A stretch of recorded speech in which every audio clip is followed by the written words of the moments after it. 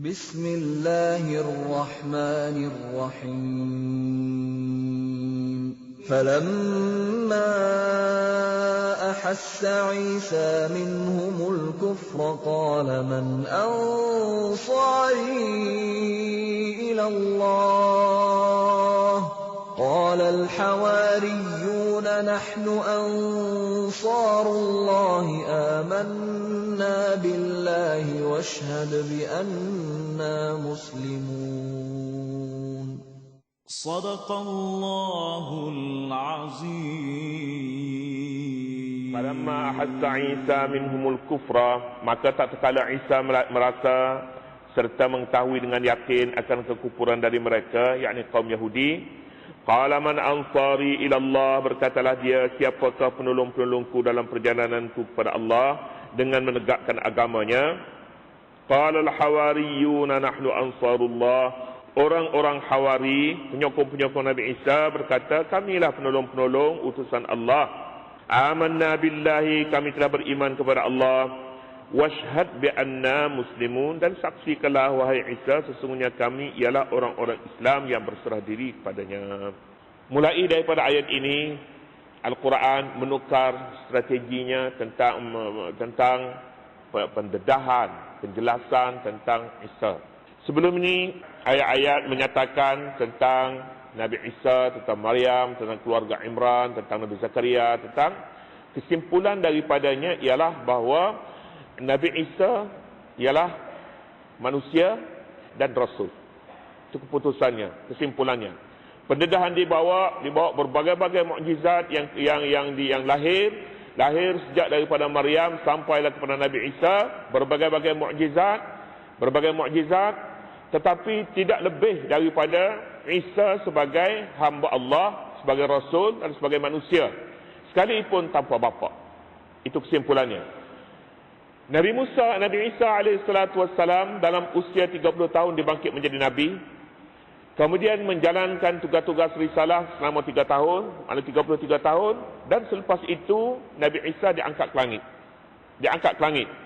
Mulai daripada ayat ini, ayat falamma ahassa Isa minhumul kufra, Nabi Isa dijelaskan di sini, dijelaskan dalam suatu pendedahan yang lain, iaitu setelah 3 tahun berdakwah kepada kaum Yahudi, mereka tidak dapat menerima risalah Nabi Isa, sebaliknya melakukan berbagai-bagai angkara sehingga sampai kepada suatu kesepakatan untuk membunuh Nabi Isa.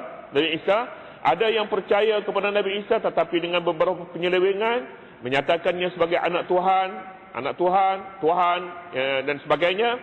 Jadi semuanya ini menjadikan Nabi Isa AS terpaksa tukar, mengambil langkah-langkah yang lain. Dan Al-Quran mendedahkan satu perkara lain pula untuk menyatakan bahawa Nabi Isa adalah manusia dan Rasul. Nabi Isa AS juga pada akhir-akhirnya menukar strategi dakwahnya. Tidak lagi secara memberitahu, menyampai, tetapi dengan pertama sekali dengan turun padang. Turun padang yang kita maksudkan di sini ialah Nabi Musa mencari penyokong-penyokong setianya, penyokong utamanya. Kemudian Nabi Isa kumpulkan kumpulan ini, namanya kumpulan Al-Hawari, Hawariyin. Dikumpulkan, kemudian mempergunakan mereka ini supaya menyebarkan dakwah ini, menyebarkan dakwah. Kemudian menjauhi kumpulan-kumpulan yang sesat dan menyeleweng itu. Yang menyeleweng sama ada yang keterlaluan menyokong Isa sehingga meletakkannya sebagai Tuhan, anak Tuhan, dan golongan yang engkar sehingga ada yang mengatur, membuat pakatan untuk membunuhnya. Semuanya ini ditolak oleh Nabi Isa AS. Nabi Isa mendidik seramai 12 orang. Ada 70 orang pendakwah untuk menyebarkan agama yang agama Nabi Isa AS, yang kita sebut agama Al-Masih ataupun agama Kristian yang disebut Nasrani yang katakan itu. Pegangan Nabi Isa AS ialah kitab Taurat. Taurat yang pertama sekali. Kitab ini disebutnya Perjanjian Lama. Perjanjian Lama, ini kitabnya, iaitu kitab Yahudi yang diturunkan kepada Nabi Musa AS dahulu. Kitab utama. Dan yang kedua pula kitab Injil yang disebutnya Perjanjian Baru. Perjanjian Baru. Ini kitab yang diturunkan kepada Nabi Isa AS sebagai tambahan kepada kitab lama, iaitu kitab Taurat. Sudah kitab Taurat. Kemudiannya Nabi Isa AS menggunakan Al-Hawari. Al-Hawari itu sebagai strategi. Kemudiannya yang kedua pula, Al-Quran di dalam ayat ini menyatakan perkara itu, perkara Al-Hawari, kerana ini penting dalam dakwah Nabi Isa AS. Dan Al-Quran menyebutkan satu perkara lagi, iaitulah satu penegasan bahawa Isa sama dengan Nabi Adam. Kalau Nabi Adam boleh diterima sebagai tanpa bapa dan tanpa ibu, mengapa Nabi Isa dipertikaikan? Oleh kerana tiada bapa maka dia sebagai Tuhan. Mengapa tidak dikatakan Tuhan kepada Nabi Adam? Al-Quran menggunakan strategi ini. Inna masalah Isa indallahi kama sali Adam. Bandingan Nabi Isa di sisi Allah samalah seperti Nabi Adam. Khalaqahu min turabin summa qala lahu kun fayakun. Allah menciptakannya daripada tanah, kemudian Allah berfirman, jadi, maka jadilah dia. Al-Hawari ini siapa? Al-Hawari yang disebutkan di sini, kita katanya pembantu-pembantu, penyokong-penyokong setia. Hawari dikatakan kepada orang yang comel, cantik, Hawari. Seperti dikatakan kepada bidadari itu dikatakan hurun in, cantik. Hurun in, cantik. Hawari, orang-orang cantik. Tidak diketahui cantik apa. Cantik rupa paras ke? Ada setengah menyatakan cantik dia ni, cantik kulitnya putih. Putih, cantik. Tapi kita kata, boleh jadilah kulit cantik pun boleh jadi. Tapi yang pentingnya hati mereka bersih. Hati mereka bersih dan mereka menyebarkan dakwah sebagaimana yang disampaikan oleh Nabi Isa AS.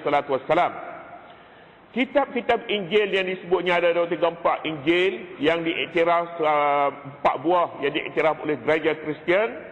Ini ditulis menerusi Al-Hawari ini. Al-Hawari, penyokong-penyokong setia ini.